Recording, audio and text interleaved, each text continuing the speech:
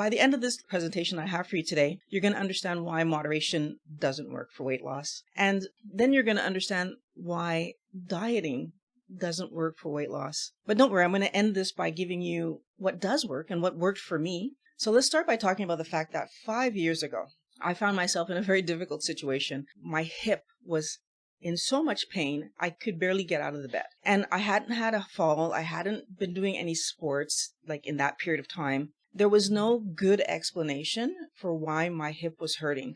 I figured, since I'm overweight and I still was doing all these activities, but I was still letting myself eat, as you can see there, junk food, I could see where if I'm carrying all this extra weight, but I'm trying to do activities, at some point I'm putting too much pressure on my body. And so I created this goal for myself that I'm going to solve my hip pain. And the obvious answer to me was lose weight and my pain would go away. Because my hip was killing me, the only thing I really could do in terms of exercise was walking. And I really wish that my walking would have looked like that. But in fact, my walking was more likely looking like this because I could barely get down the stairs onto the street. And by this time, because this happened the beginning of the fall season, I'm needing to wear more clothing as I'm going out. So just like the craziness of trying to go for a walk when I can barely lift my legs, much less, bend down, put my running shoes on. It was a really, let's just say, bad time. On top of that, I decided that the other thing, of course, I'm going to need to do is attack my diet. I was eating chocolate, ice cream, and my favorite were those freshly made cookies. And I started to realize that if I'm eating this way, of course, it's contributing to my weight. These things would just need to leave my life. There's no way that we can say that cookies are having a positive impact on my health or my weight. The other thing that I realized that I was going to need to do was change some of the foods that I was eating in my meals. Well, the first image is a very beautiful image of a meat pie. That's not what my meat pies look like. Most of my meals had a pizza theme, except for that meat pie. And it was about quick, easy things to eat. I was allowing myself to indulge in my pizza love a little too much. These things would need to be diminished greatly. And so what I decided to do is I actually stopped the pizza subs, the pizza pockets, the breadsticks, and the pizza bagels. I wasn't having those any longer.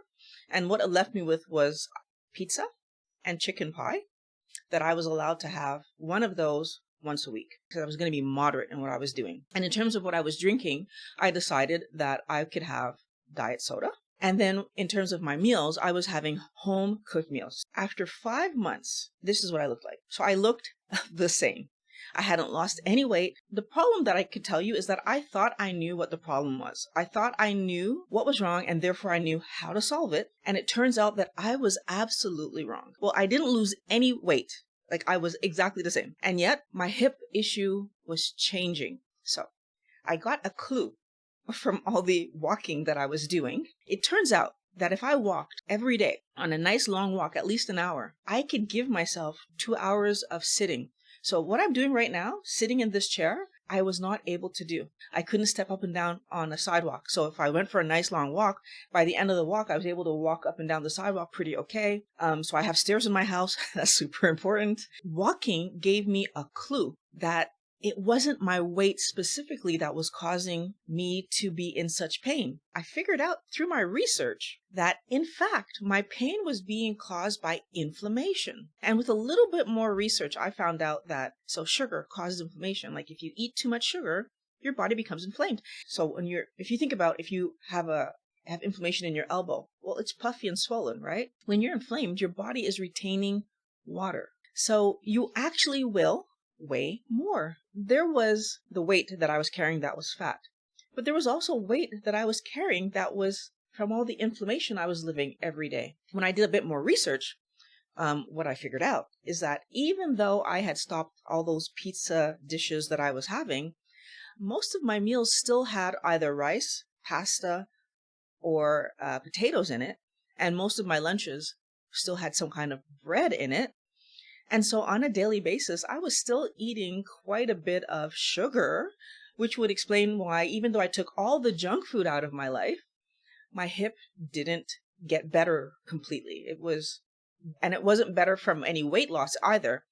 It was better because I was helping myself to stay more flexible, and that was helping the pain.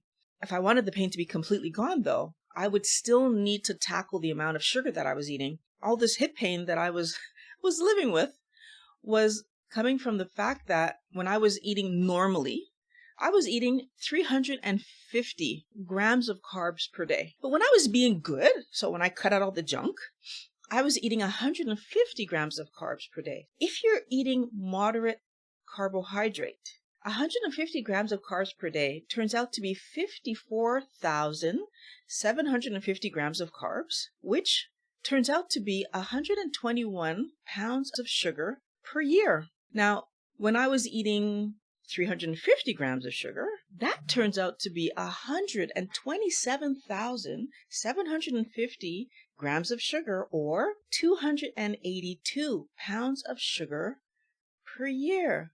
So think about this for a second. And 350 grams of carb, by the way, that's the low end of what they estimate the average American eats. They say it's between 350 and 450. Now, I did check my numbers, and I was coming in right around 350 when I was eating normally, like not restricting myself from my chocolates or ice cream or anything. And it made me start to really think about the fact that 282 pounds was actually more sugar than I weighed. I was eating every single year. And that was scary to me. It was really scary to me. I did not like the idea that I was eating that much sugar. And that one piece of information caused me to pause and reevaluate everything and ask myself, what the heck am I doing? And that's when I figured out that the sugar, it just needed to go. It turns out that if I'm eating low sugar vegetables, healthy fats, and quality protein, then that would be putting me in the position where my body would start to heal, because I would be eating 20 grams of carbs each day. So that's a keto diet. Then in fact, I would end up eating 16 pounds of sugar per year instead of the 282 that I had been doing. And can I just point out, when we're talking about moderation, like we're nowhere near moderate when we're eating our standard diet. And it's scary. When we go from 400 grams of carbs down to 20, we think we're not going to have enough food to eat. How can I possibly eat enough vegetables?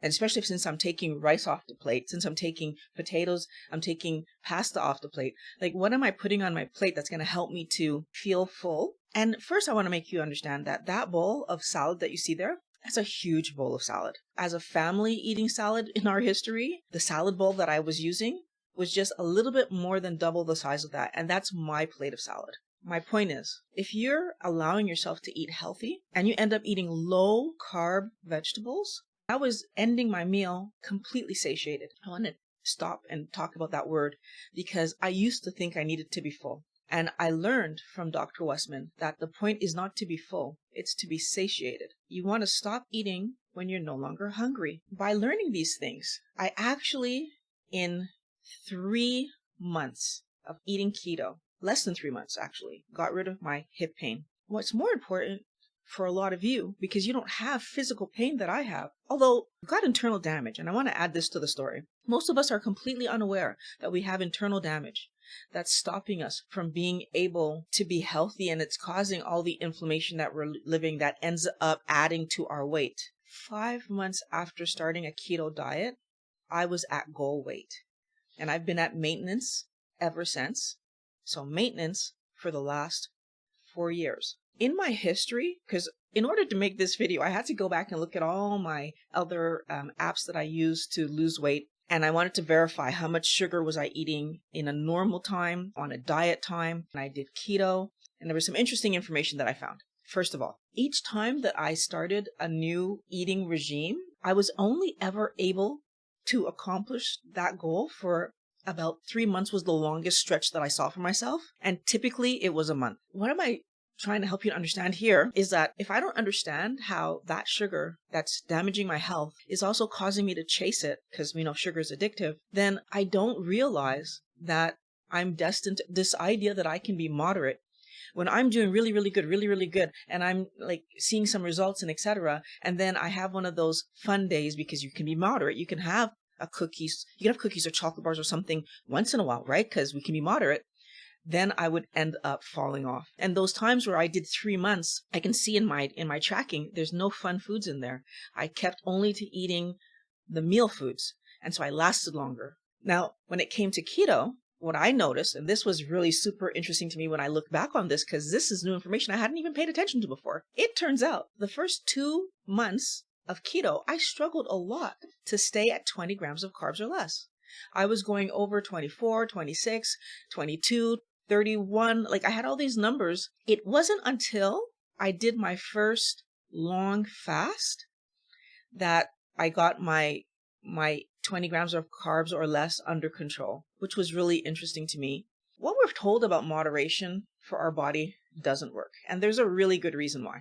Our body strictly restricts and regulates the amount of sugar that's in our blood. Your body is doing everything it can to make sure that you are at 5 grams. Now, what that means is that when you eat and there are carbohydrates on the plate, your body jumps into work and it's shuttling some of that sugar off into fat storage. It's shuttling some of that sugar off into organs and into joints and places. So I had hip pain, yes, but I had had knee pain since I was in my early 20s. And then it was my elbow and my back and my neck and I've had pain in my joints for years. Compared to now, I'm sitting here in front of you, I don't have pain. I'm sitting in this chair, I don't have pain. So your body will put the sugar somewhere that is less toxic than in your blood. In your blood, it's so toxic that you will create the condition known as diabetes, which we've all heard of, which is life-threatening, which means medication. When the sugar is in my knees, I don't necessarily need medication. I lived many years walking around with painful knees, and it just meant that if I did some strenuous activities, if I did some sports, the next day I needed to rest. That's all that meant. Doctors have let us understand, so all these lovely keto doctors have let us understand that if we have 20 grams of sugar or less per day, our body is able to manage it.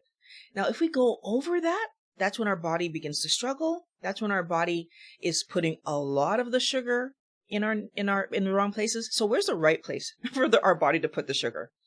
There's 2 right places. When we eat 20 grams of carbs or less, some of that sugar goes to replenish the energy that the body naturally stores in our muscle. And then some of that sugar goes into fat storage. And some of that sugar gets used right away to power your day. So in essence, if I don't overeat my sugar, then my weight stays relatively the same. It might go up a little bit, it might go down a little bit. You're talking 1 or 2 pounds, but not like that I'm gaining 20, 30 pounds a year, because your body understands what to do with it. And what's really hard for most of us to understand is that when my body is putting the sugar in the wrong place, especially if it's not putting it in fat storage right away, which is the right place, by the way, but if it's not putting it in fat storage and it's putting it in the wrong place, it's putting it in my arteries, and it's causing plaquing in my arteries, it's causing plaquing in my brain, it's causing, joint problems, it's causing problems with internal organs. When that's what's happening, the thing that we're not thinking about is that we don't feel that until it's painful.